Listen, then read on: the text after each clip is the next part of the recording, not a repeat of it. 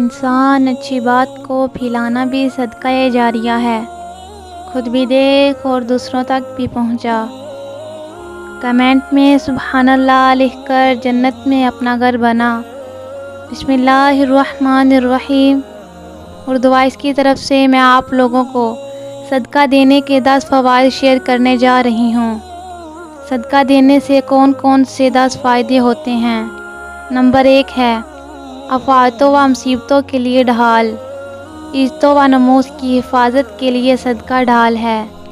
ہر قسم کی بیماریوں کا شافی علاج ہے۔ مال میں زیادتی اور برکت ہے۔ فرشتوں کا مال میں کثرت کے لیے دعا گو ہو جانا۔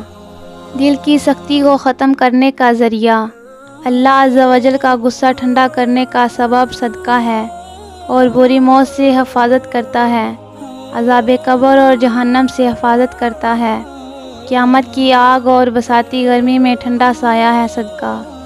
کہ صدقہ دینے سے مال میں کمی واقع نہیں ہوتی، ظاہری تو ہوتی ہے اور اللہ تعالیٰ اسے 70 گنا بڑھا کر دیتے ہیں۔